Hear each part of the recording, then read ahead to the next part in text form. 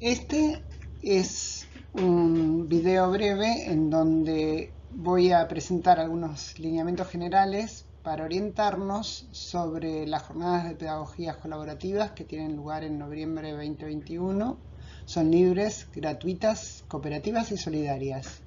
Mi nombre es Ana Inés Eras y estoy a cargo de abrir las jornadas con una conferencia cuyos temas voy a adelantar ahora, como para que tengamos momento y lugar para profundizar esos temas al encontrarnos durante la semana de las jornadas. Es un gusto para mí decir que las jornadas surgieron de una iniciativa de nuestro programa de investigación colaborativo y de propiedad colectiva y que en su gestación, diseño y puesta en marcha se puso a disposición la energía de nuestro grupo, en particular del comité organizador, y además se fueron intercambiando ideas y posibilidades con diferentes organizaciones cuyos logos ven ahora en el mapa, para hacer posible este encuentro entre todos y todas nosotras. De esa manera, recalco, son jornadas solidarias, cooperativas, gratuitas y libres. En el momento en que decidimos llevar adelante las jornadas, decidimos que el tema general iba a ser el de las desobediencias y lo íbamos a ubicar histórico y geográficamente en el sur global y en diálogo con el mundo. De esa manera, en nuestras jornadas va a haber un taller para profundizar sobre este aspecto general de las jornadas y también mesas de experiencias, en donde cada una de las experiencias invitadas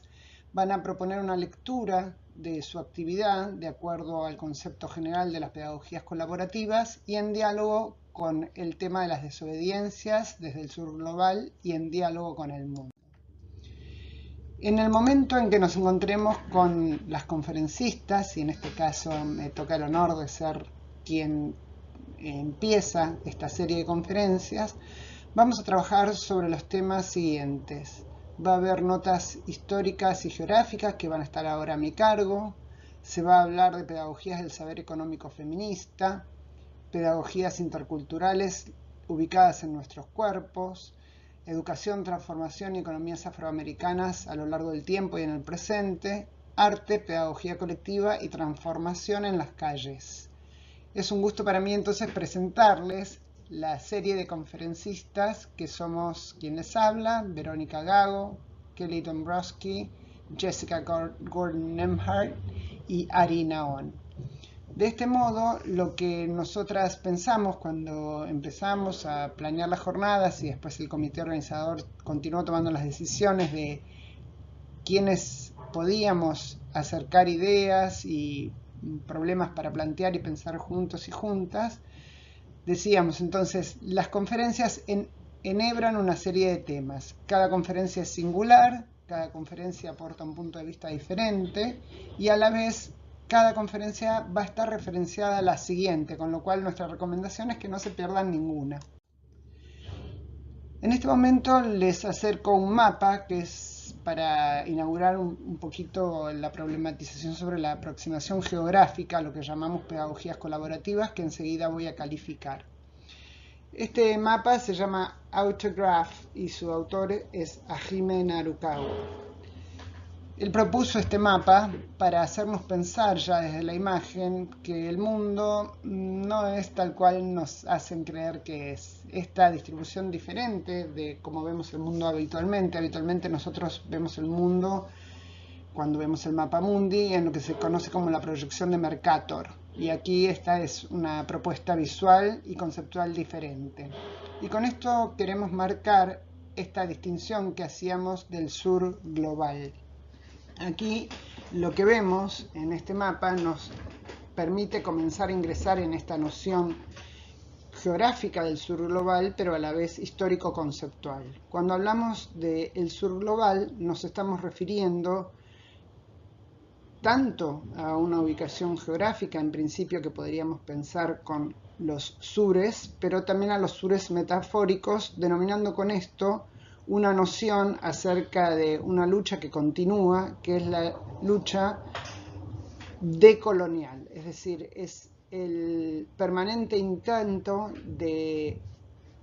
hacer consciente que el mundo se ha organizado con poderes de dominación efectivos y fortísimos, y que continuamente ha habido luchas para enfrentar esos poderes de dominación que son activos, son fortísimos, se manifiestan de modos materiales, pero a la vez se manifiestan de modos metafóricos, discursivos y subjetivantes. De este modo voy a unir entonces este concepto del sur global al concepto de desobediencia para decir que desde las jornadas nuestro pensamiento ubica que siempre ha habido a lo largo de la historia mundial desobediencias permanentes al permanente intento de colonización o a la permanente colonización efectiva. Y de este modo ya introducirnos en una noción de mapa diferente nos ayuda a poner esto en foco. A la vez, con el concepto de pedagogías cooperativas, nos estamos refiriendo a una serie de efectuaciones educativas, tengan lugar o no en las escuelas, que parten de suponer que el aprendizaje, o lo que podríamos también denominar la generación de conocimiento, son acciones humanas y también en relación a lo no humano, sea el mundo de las flores, las plantas, el inframundo, el mundo de los insectos, el mundo de los animales, el mundo de los objetos, toda aquella red de relaciones que establecemos para generar conocimiento, decíamos, entonces retomando la noción de pedagogías colaborativas, la pensamos como una noción que pone en foco precisamente esta interdependencia. Aprender es estar en interacción. Una pedagogía colaborativa y cooperativa tiene en cuenta esa primera gran premisa, que es que el aprendizaje se genera en contacto con otros, con otras y con lo otro, aquí denominando a lo otro también metafóricamente como lo que es distinto a mí, y en forma material y concreta como lo que es distinto a mí. Sin embargo, eso no alcanzaría para definir el alcance de pedagogías colaborativas como nos queremos referir en estas jornadas. Por lo tanto, yo voy a seguir avanzando en esta presentación para puntualizar algunos aspectos más vinculados a este concepto de pedagogías colaborativas, y lo voy a sustanciar con otros términos que resulta importante ingresar en nuestro acervo conceptual para poder trabajarlos en la primera conferencia, que va a estar a cargo mío, que más bien es una invitación a conversar. Es decir, esto que estoy haciendo ahora contaría como la conferencia, como una primera elaboración oral, y luego en el momento de reunión vamos a intercambiar perspectivas sobre lo que estoy acercando. En este mapa, entonces, y ahora sí planteo otros mapas diferentes, estoy tratando de mostrar distintas relaciones que en realidad ocurren y ocurrieron en tiempos diferentes entre lugares del mundo cuyos acervos de acción política, de acción educativa, de acción cultural, están interconectados y que a veces no sabemos que es así. Por ejemplo, el Caribe, España y Francia y el norte de África están interconectados con pensadores y acciones políticas de lo que tomó el nombre a partir de la década, de fines de la década del 50 y de 1960, de lo que tomó el nombre de negritud y o América Negra. Todo ese pensamiento de negritud o América Negra, sustanciado por ejemplo en los cuerpos de Frantz Fanon o de Aimé Césaire, que es un poeta y un intelectual, son personas que migraron desde el Caribe hacia Europa y produjeron en ese acto de movimiento una efectuación de llevar y traer pensamientos de un lado a otro para posicionarse, por un lado, en la necesidad de reconocer un arte, una cultura, un pensamiento y una acción política de lo que decía se denomina la negritud o el pensamiento negro o la América Negra, y a la vez llevar adelante una investigación muy fuerte acerca de cómo el colonialismo a lo largo del tiempo había ido impregnando sobre este pensamiento negro una huella impresionantemente fuerte de actitud colonial, es decir, el pensamiento de la negritud del Caribe difícilmente puede pensarse independientemente de todos los procesos de colonización. Entonces aquí hay una primera tensión con este ejemplo de la geografía y del tiempo acerca de lo que yo decía antes, de que es preciso calificar o recalificar cuando hablamos de pedagogías colaborativas, de qué hablamos. En principio hablamos de pedagogías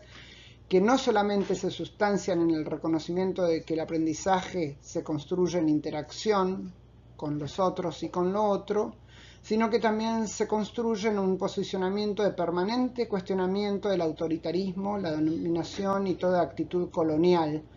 frente a los cuerpos, frente al pensamiento, frente a la cultura. En este mapa ven distintas flechas que unen distintos puntos geográficos y que a la vez en realidad están conectando tiempos y espacios distintos que se van a ir desmenuzando a lo largo de las jornadas. Como decíamos, como van a tener la posibilidad de conocer a investigadores e investigadoras que están ubicados geográficamente en New Zealand, Nueva Zelanda o en New York, en los Estados Unidos, también en la Argentina, nosotras vamos a ir haciendo un acercamiento en las distintas conferencias de estos distintos lazos que yo estoy mostrando ahora en el mapa y que en definitiva constituyen los entramados que logramos configurar para ir armando esta presencia de lo que denominamos pedagogías colaborativas en distintos espacios, geografías y tiempos.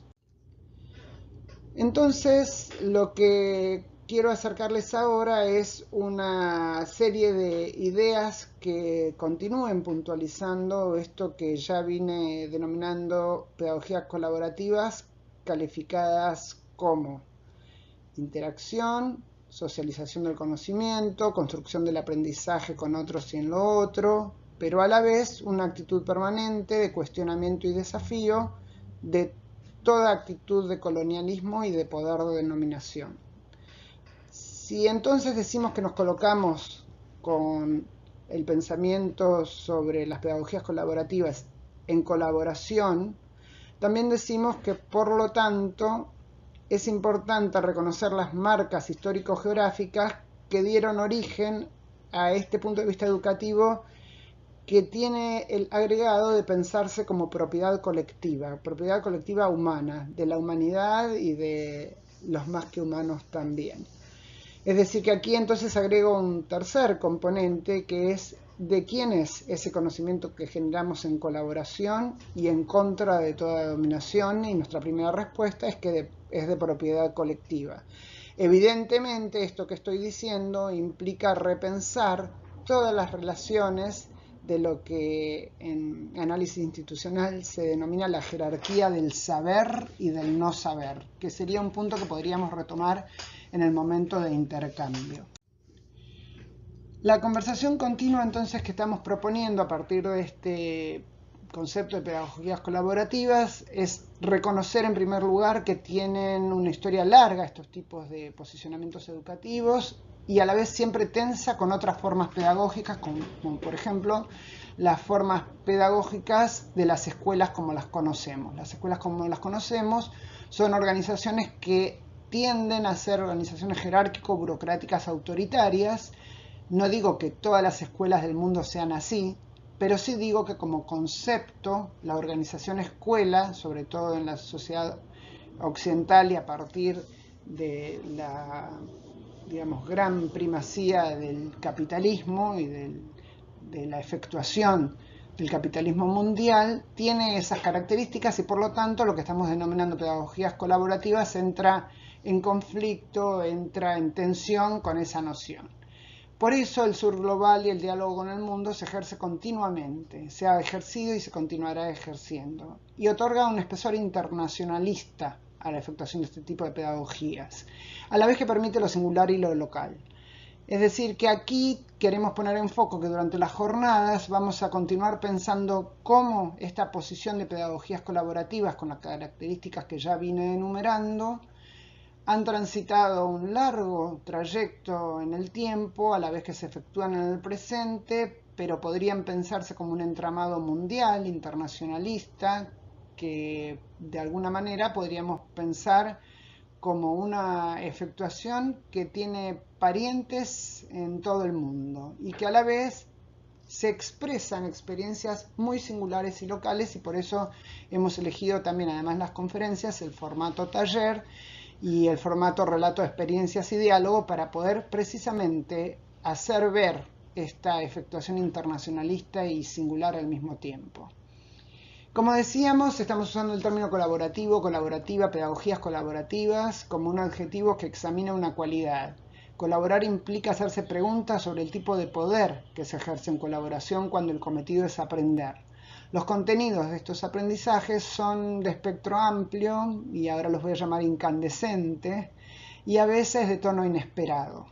Me interesa subrayar las adjetivaciones amplio, incandescente e inesperado, porque en las experiencias concretas de llevar adelante procesos de pedagogías colaborativas, en mi caso denominados autogestión pedagógica,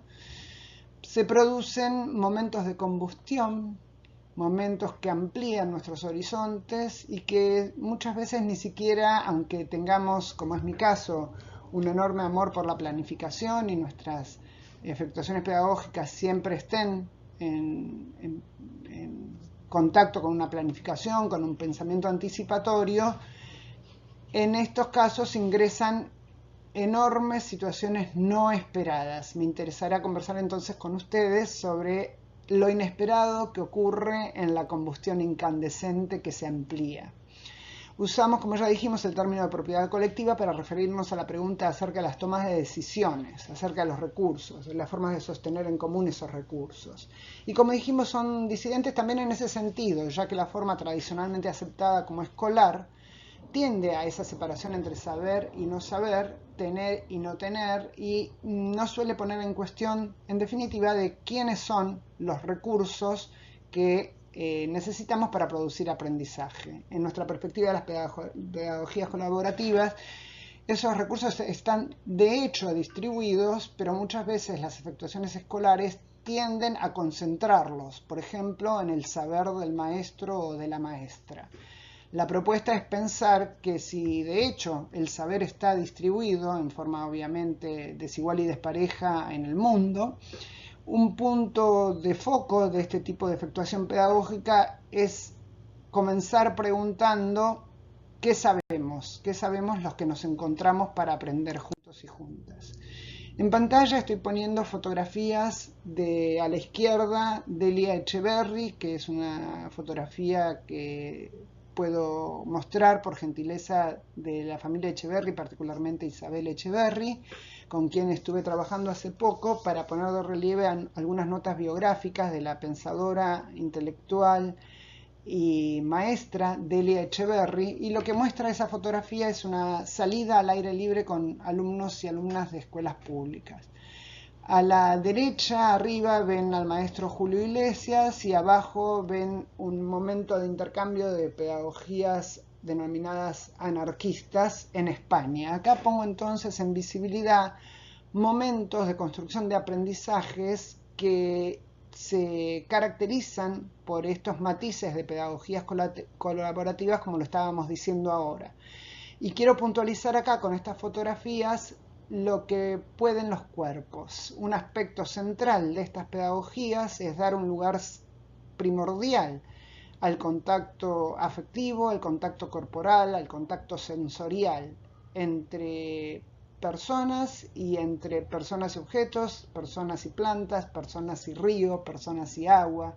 Pongo en foco de nuevo entonces aquí un aspecto singularísimo de este tipo de pedagogías, que es que son pedagogías que no están encerradas en cuatro paredes. Acá vemos otras fotografías que son gentileza de un archivo histórico que compilaron Carla Mayer, Javier Conde y David Burin, y que David Burin realizó la curaduría, y son fotos que son accesibles en archivos de internet de interés para aquellos quienes queremos saber cómo se ve una efectuación de pedagogías colaborativas. Escuelas Montessori, y a la derecha arriba León Tolstoy, que de distintas formas que lo que podemos pensar ahora como autogestión pedagógica, fue alguien que inició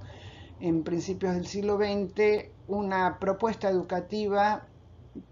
de carácter público en realidad, aunque fue subvencionada con su fondo familiar. Entonces aquí podemos poner en pantalla y poner en foco aquello que yo inicié comentando como pedagogías colaborativas y que voy yendo hacia la deriva de la autogestión pedagógica. La autogestión pedagógica como tal, como nombre y apellido, es una creación de una escuela francesa, la escuela iniciada por La Passade. En su pensamiento en los años fines de los 50, 1960, 1970, 1980, La Passade fue pensando sobre esta propuesta de autogestión en pedagogía, vinculándola inicialmente a lo que se conoce con el nombre de autogestión obrera, es decir, trasladando algunas nociones de la autogestión obrera a la autogestión pedagógica. La Passade fue pensando que era posible enseñar y aprender de otra manera, inclusive en contextos escolares muy burocratizados, principalmente para desafiar esa noción de impronta colonial que es la domesticación de nuestros cuerpos y nuestras mentes por una jerarquía autoritaria o por una pedagogía autoritaria. De ese modo, él puso en foco que siempre es importante, cuando hablamos de autogestión pedagógica, poner la pregunta al grupo acerca de quién son los medios de producción y tender hacia que esos medios de producción sean de propiedad colectiva. Durante el intercambio en la conversación voy a poder dar muchísimos ejemplos al respecto, pero acá lo dejo planteado para decir que se suele pensar que la propiedad de los medios de producción para efectuar la enseñanza y el aprendizaje es de quien ocupa el rol docente, y acá con estas pedagogías eso se pone en cuestión y en pregunta. Otro aspecto es la cuestión de la toma de decisiones. ¿Quiénes tomamos decisiones en los momentos de enseñanza y aprendizaje, sea dentro de escuelas o en otros lugares? La autogestión pedagógica parte de suponer que hay una igualdad de posición jurídica, es decir, todos tenemos el mismo derecho, seamos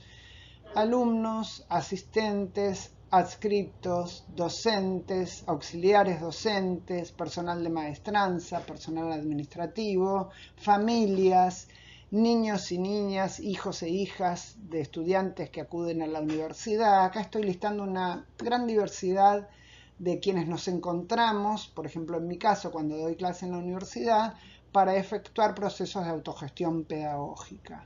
Por último, es importante también poner en foco que este tipo de enfoque necesita una formación continua. Para poder producir, en este caso lo que producimos es aprendizaje, conocimiento, y para poder producir tomas de decisiones y encuadres efectivos de paridad jurídica para tomar decisiones, necesitamos producir una autoformación. Es una formación continua que no tiene escuela, por decirlo así, más que la escuela de hacerlo. Se aprende haciendo, reflexionando sobre ese quehacer, conceptualizando sobre ese quehacer. En ese sentido, cuando hablamos de participación en la autogestión pedagógica y por extensión a las pedagogías colaborativas, estamos diciendo que participar es tomar decisiones y sostener la propiedad colectiva, cuidarla. De esa manera, el saber hacer, el reflexionar haciendo, saber reflexionando, es decir, cualquiera de todas las combinaciones posibles entre esos tres verbos, se efectúa en este tipo de enfoque, y uno de los dispositivos privilegiados para esa efectuación es la asamblea. La asamblea es un espacio de encuentro entre todos quienes efectuamos estas pedagogías colaborativas o autogestión pedagógica en mi caso. Es un punto de encuentro para concretamente tomar decisiones y sostener la propiedad colectiva de ese conocimiento, que es nuestro tesoro conseguido en conjunto. Me interesará en el intercambio puntualizar estos aspectos y traer experiencias o preguntas de quienes estén realizando procesos parecidos, para pensar un poquito juntos y juntas cómo se hace la asamblea. En mi caso tengo para decir que he tenido la posibilidad, diría casi privilegio, de participar de muchísimas experiencias educativas, tanto escolares como no escolares, o universitarias, primarias, preprimarias, postsecundarias, bueno, los nombres que quieran, en donde se ha puesto en marcha la asamblea. Y la asamblea en distintas situaciones suele adquirir primero un carácter tímido, es decir, como Casi nunca estamos socializados o socializadas en asamblea. En primer término, la asamblea parece como algo tímido, donde no se sabe si lo que hacemos es preguntarle a la maestra cómo hay que hacer las cosas, o si ahí pensamos sobre los problemas que tenemos juntos, o si ahí tomamos decisiones sobre lo que es nuestro. En principio, la asamblea es el lugar donde todos y todas quienes efectúan una experiencia pedagógica de este tenor toman decisiones y se preguntan sobre cómo sostener la propiedad colectiva. Esa sería una definición básica. Pero como estoy diciendo, va a ser interesante problematizar al respecto con las experiencias. Para terminar, quiero puntualizar lo siguiente. En el vocabulario de René Luró, la educación que estamos llamando ahora pedagogías colaborativas y que yo también denominé autogestión pedagógica, tiene una raíz que él denominó raíz anarquista o libertaria. En el vocabulario del Luró, libertario quiere decir anarquista, de sesgo, en principio de sesgo obrero.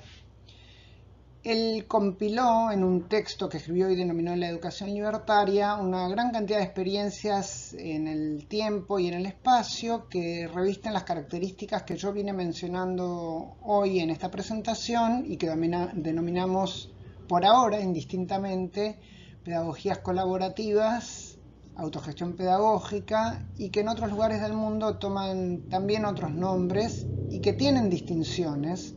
y que eso también nos va a interesar ver en el momento en que nos encontremos. Las otras denominaciones podrían ser educación popular, pedagogía crítica, pedagogía liberadora, educación liberadora. Y aquí podemos pensar en una enorme cantidad de nombres de maestros y maestras y activistas americanos, latinoamericanos, que algunos de los cuales ya mencionamos, Delia Echeverri, Olga Cossetini, el maestro Iglesias, Gesualdo Sosa, Paulo Freire. También personas y personalidades contemporáneas como Silvia Rivera Cusicanqui o Raquel Gutiérrez Aguilar, que si bien son investigadoras y podríamos pensar que en realidad uno no las pensaría a ellas como pedagogas, en su obra se han preocupado muchísimo por pensar estos aspectos de la autoorganización vinculados a la formación, y en ese sentido a la formación que recorre la historia y que reconoce una genealogía. Entonces aquí en pantalla estoy mostrándoles este texto de René Luró, que se editó por parte de Ediciones Incluir, con un comentario crítico y biográfico por parte de María del Socorro Foglio, y que asimismo tiene en su desarrollo la particularidad de que David Burin, que hizo la curación visual de este trabajo, como mencioné antes, fue desarrollando una pequeña investigación para poner en foco imágenes, para que al leer el texto podamos también ver cómo se ve, cómo son estas pedagogías en su efectuación concreta. En ese trabajo de curación visual han participado también Javier Conde y Carla Mayer, y por parte del colectivo editorial Ediciones Incluir trabajamos junto a Socorro Foglio, que fue quien desarrolló una excelentísima investigación histórica sobre la vida y la obra de René Luró y sobre cómo muchos de los preceptos que René Luró denomina educación libertaria pueden verse desde otras perspectivas pedagógicas vinculadas a otras corrientes de pensamiento. Y ahora no voy a spoilear el trabajo que hizo Socorro y las invito a leer. Pero sí quiero señalar que en nuestro canal de YouTube, para ampliar información, yo en su momento tomé la iniciativa de repasar la información que trae René Luró en ese texto, y que, como indiqué, Socorro se encargó de no solamente de efectuar una traducción junto a Javier Conde y después realizar pedidos de permiso para publicarlo y tal y cual, sino también, como mencioné, toda esa investigación histórica que le da relieve al pensamiento de René Luró en contexto y en perspectiva de un tiempo más largo. Y al buscar poner ese texto en palabras, que es lo que les indica el link que está a la izquierda, que ustedes pueden visitar el canal de YouTube para ampliar información al respecto, lo que interesa destacar en esa compilación oral que hice yo es que intenté en ese video no solamente reponer el texto que trae René Luró, sino también otras situaciones históricas de la Argentina que dialogan con este tipo de pensamiento. Así que mi recomendación sería que si tuvieran más tiempo que ver este video, pudieran acercarse al canal de YouTube y cliquear en el link que está aquí en pantalla para poder revisar el recorrido oral que tuve la oportunidad de producir para hacer accesible ese texto a un público más masivo, en el sentido de que sintetizo más o menos en media hora el recorrido que se hace en muchas páginas en ese texto, que además son páginas que me interesaría muchísimo recomendar que se leyeran, porque si bien son páginas de acceso complejo por cómo está escrito, porque es una traducción, porque se repone muchísima información histórica,